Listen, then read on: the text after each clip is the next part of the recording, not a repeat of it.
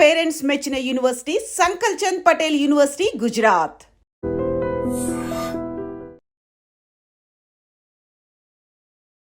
నమస్తే రమగారు. నమస్తే జయ. రమగారు, మనము పూజలు, వ్రతాలు, నోములు వీటి మీద సిరీస్ చేస్తూ ఉన్నాం. అందులో భాగంగా వైభవ లక్ష్మి వ్రతం, ఇది కూడా మనం చాలా ఎక్కువగా వింటూ ఉంటాం. చాలా మంది మహిళలు కూడా చేసుకుంటూ ఉంటారు. అసలు పూజా విధానం, అనుసరించాల్సిన పద్ధతులు, దీని వెనుకాల ఉన్న కథ పూర్తి వివరంగా. ఓకే. వైభవలక్ష్మి వ్రతం అంటే సాధారణంగా ధనం, వైభవం, సంతానం, సౌభాగ్యం వీటి కోసమే చేయబడుతుంది. వైభవలక్ష్మి కూడా మన చిన్నప్పుడు ఉన్న నోముల్లో, పాతకాలపు నోముల్లో లేదు. ఇటీవల కాలంలో డెవలప్ అయిన నోమే. 7 శనివారాల వ్రతం డెవలప్ అయింది కదా, అట్లాగే వైభవలక్ష్మి కూడా డెవలప్ చేయబడింది. కాకపోతే ఈ డెవలప్ చేయబడిన వాటిలలో శుక్రవారం పూజ అనగానే మనం లక్ష్మీ పూజ కదా. అవును, లక్ష్మీ పూజ ఎప్పుడు చేసుకున్నా మంచిదే.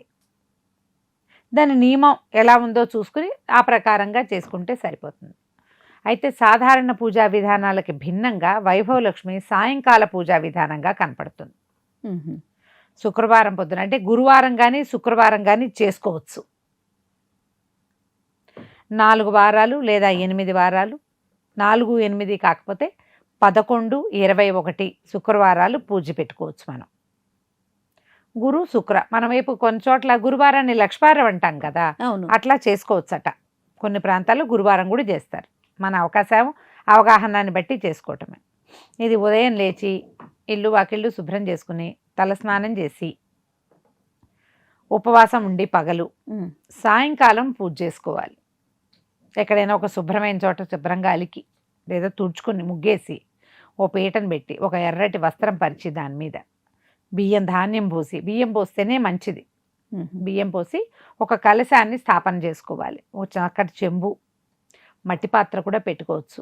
రాగి, వెండి, ఇత్తడి ఏదైనా ఒక చెంబు నిండా నీళ్ళు పోసి దాంట్లో 4 మామిడాకులు, 8 మామిడాకులు లేదా తమలపాకులు లాంటివి పెట్టి ఒక కొబ్బరికాయను పెట్టి చక్కగా ఒక వస్త్రంతో అలంకారం చేసి బొట్టు పెట్టి 1, 2 నగలు మన దగ్గర అవకాశం ఉంటుంది, లేదా ఒక చక్క పువ్వుల దండ అలంకారం చేసి లక్ష్మీదేవిది ఏదైనా చిత్రపటం పెట్టుకోవాలి. ఓకే. చిన్న ప్రతిమ విశేషం మన ఇంట్లో వెండి ప్రతిమ, ఇత్తడి ప్రతిమ ఉంటే పెట్టుకోవచ్చు. ఇవి పెట్టుకుని లక్ష్మీ పూజ సాంగంగా చేసుకోవాలి. ఈ శుక్రవారాలు సాయంకాలం చేసే లక్ష్మీ పూజ వైభవలక్ష్మిగా అమ్మవారిని సంబోధించాలి మనం. వైభవలక్ష్మి వ్రతమహం కరిష్యే అని చెప్పుకోవాలి. మహాలక్ష్మి పూజాం కరిష్యే చెప్తాం కదా, వైభవలక్ష్మి పూజాం కరిష్యే అని చెప్పుకోవాలి. మొత్తం లక్ష్మీ పూజా విధానమే, కానీ సాయంకాలం చేస్తాం. చక్కగా పూజ చేసుకోవటం, అమ్మవారికి షడ్రసోపేతమైన నైవేద్యాన్ని సమర్పించడం, పాయసము, పులిహోర, దద్దోజనము, గారెలు, బూరెలు, వడలు, మనం ఇష్టం, మన ఓపిక, మన శక్తిని బట్టి చక్కగా సాయంకాలం పూజ చేసుకోవటం. వారానికి 1 ముత్తైదువుకి భోజనం పెట్టుకోవటం. ఒక్క ముత్తైదువు చాలు. ఇది నువ్వు ఎన్ని వారాలు మొక్కుకుంటే అంతమంది ముత్తైదువులతో చివరికి ఉద్యాపన చేసుకోవాలి అని ఒక నియమం చెప్పబడుతుంది. ఓకే. 9 వారాలు చేసుకున్నామనుకో, 8 చేసాం, అప్పుడు 8 మంది ఉండాలి, అష్టలక్ష్ములు. ఈ పూజ చేసుకోవటం అమ్మవారికి మల్లె పువ్వులతోటి, జాజి పువ్వులతోటి, చేమంతి పువ్వులతోటి, తర్వాత కొద్దిగా తులసి కూడా పెట్టుకోవచ్చు. లక్ష్మీ పూజలో బిల్వ పత్రాలతోటి పూజ చేసుకోవచ్చు.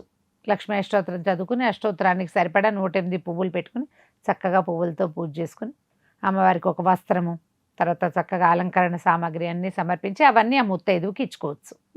మన శక్తి అనుసారమే ఇది. అదే పువ్వులకు కూడా ఈ పువ్వులే, ఇన్ని పువ్వులు అలా నియమం ఏమీ లేదు. పూజ ఇంపార్టెంట్. సాయంకాలం పూజ చేసుకుని రాత్రికి భోజనం చేసుకోవచ్చు.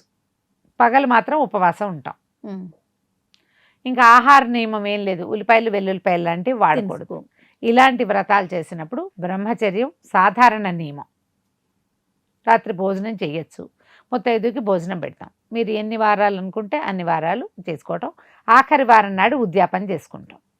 అయితే గురువారాలు గనక చేసుకునే వాళ్ళు 8 గురువారాలు చేసామనుకోండి, 8 గురువారాలు 8వ గురువారం కూడా పూజ చేసుకుని మరుసటి రోజు శుక్రవారం నాడు ఉద్యాపన చేసుకోవాలట.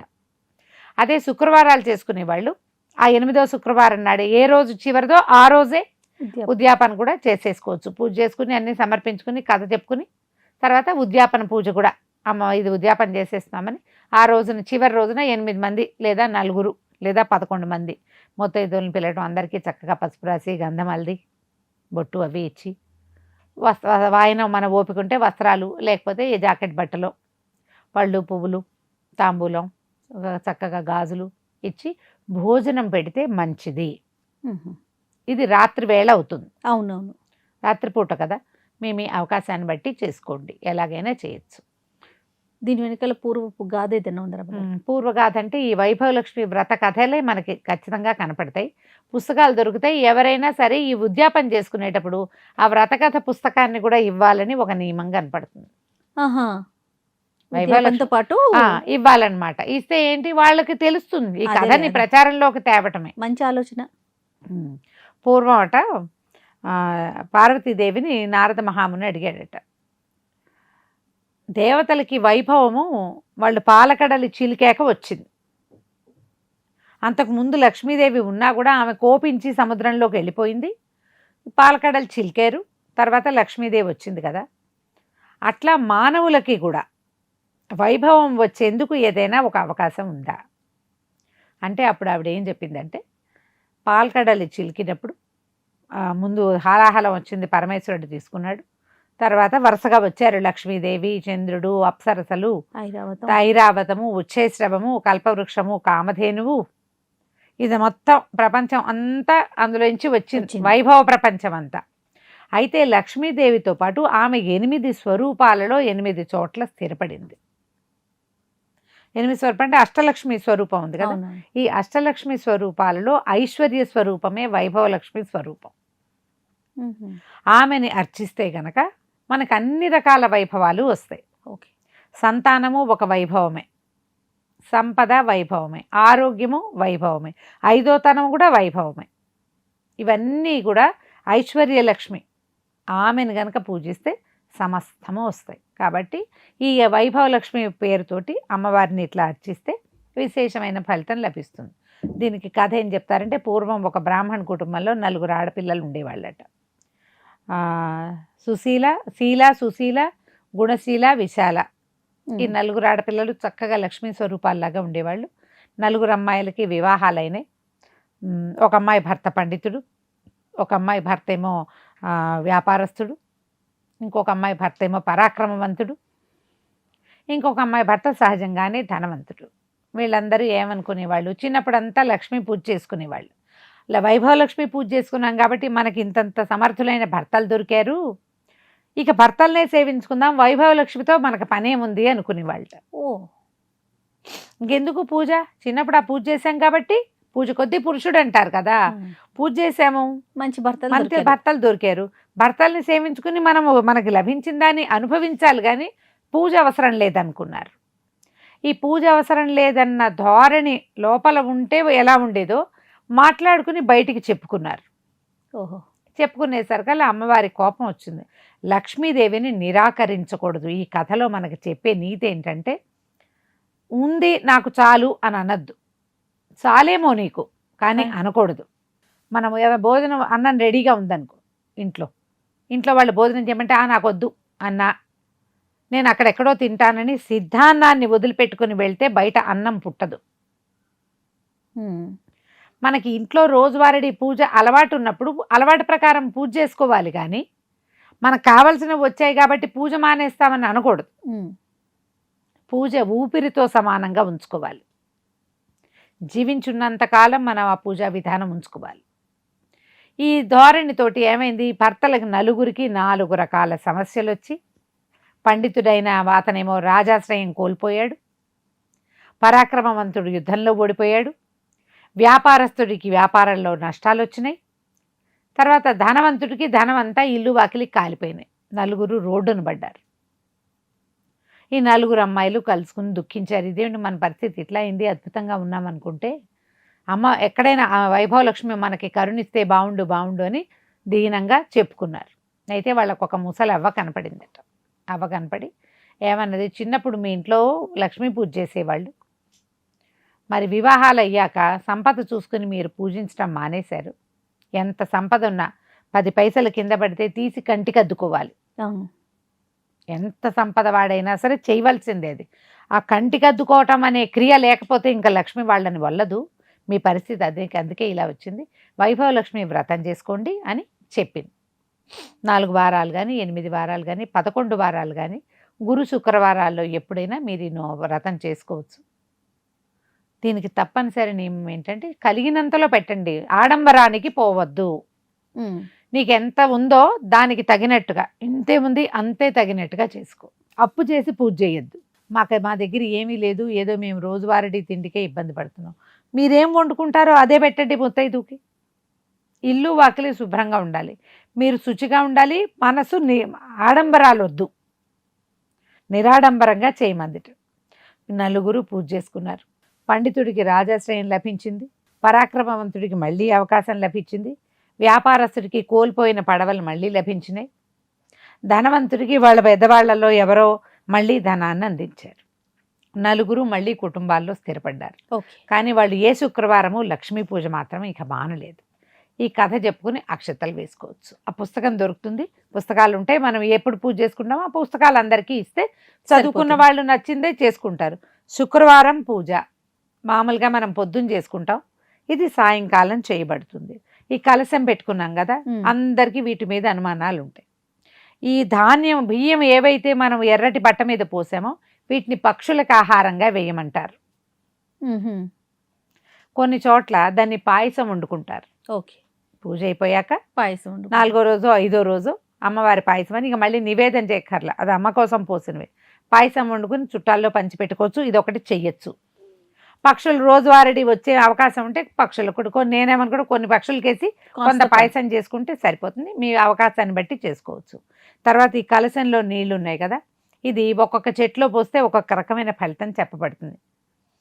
మామిడి చెట్టులో పోయొచ్చు, తులసి చెట్టులో పోయొచ్చు, పువ్వుల మొక్కలకి పోయొచ్చు. పూజ చేసిన నీళ్ళు కాబట్టి ఇంటిల్లిపాది స్వీకరించవచ్చు. సింకులో పోయిపోకండి. కలశంలో తీర్థం ఎప్పుడూ మొక్కలే, మంచి మొక్కలైతే చాలా మంచిది. పువ్వుల మొక్కలు కానీ తులసి కానీ మామిడి చెట్టు మొదట్లో కానీ పోస్తే మరి మంచి ఫలితం ఇస్తుంది. లేదా తలాకాసిని మంచినీళ్ళు తాగేసి ఓ చుక్క కాసిన మొక్కల్లో కూడా పోసేసుకోండి, ఇది మంచిది. ఈ రకంగా మనం వైభవలక్ష్మి పూజ చేసుకోవచ్చు. ఇందులో కొంత గురూపదేశాలు ఉంటాయి. ఎవరో పెద్దవాళ్ళు, ఇప్పుడు మనం అంటే ఇలా చెప్తున్నాము, ఎవరో పెద్దవాళ్ళ దగ్గర విని, ఎవరో పిన్ని దగ్గర అత్తయ్య దగ్గర వైభవలక్ష్మి వ్రతం చేసుకోని పరిస్థితులు బాగుపడతాయంటే మొదలుపెట్టి చేసుకుంటారు. మీరు సగం అది సగం ఇది చెయ్యొద్దు. మీకు ఏ బోధ ఉందో, ఏది మీకు అలవాటైందో అది చెయ్యండి అంతే. ఇదో ముక్క అదో ముక్క చేయకూడదు. వీళ్ళు ఎవరో వచ్చి అలా కాదు ఇలాగా అంటే మాకు ఇలాగే చెప్పారంటే అని చేసుకోవచ్చు. వేరే అమెండ్మెంట్లు తెచ్చి వాటి మీద టెన్షన్ పడి కాంప్లికేటెడ్గా చేసుకోవద్దు. ఈజీగా సింపుల్గా నేను చెప్పిన ప్రకారం చేసుకుంటా అంటే హాయిగా చేసుకోండి. ఎక్కువ ఆలోచించద్దు, సింపుల్ పూజ అంతే.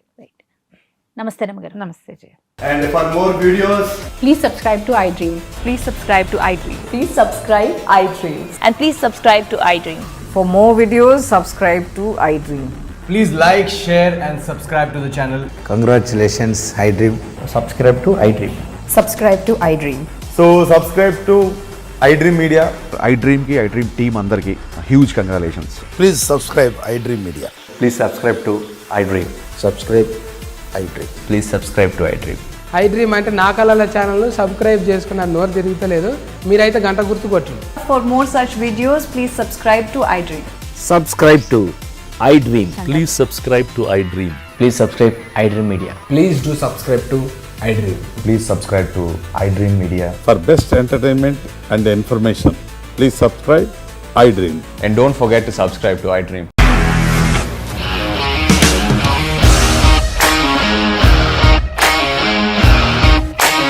ఇండస్ట్రీలో కమిట్మెంట్ ఇష్యూస్ వస్తే నీకు కూడా వచ్చినట్టు మార్నింగ్ తీసుకెళ్ళాలంటే కొట్టి పడేస్తాడు.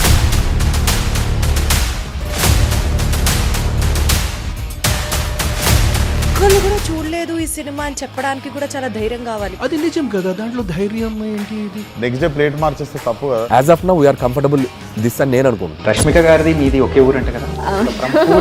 నీకు కోపం వచ్చిందంటే బాగా తిట్టేత్తరా? తిట్టేద్దామండి. నిజంగా గేమ్ ని ఎలా చేంజ్ చేయగలిగారు? ఏపీఎస్ఎఫ్సి వాళ్ళకి 6 నెలల్లో నేను 6 లక్షలు కట్టా. బిజినెస్ చేయాలనుకుంటే it is as difficult as riding a tiger.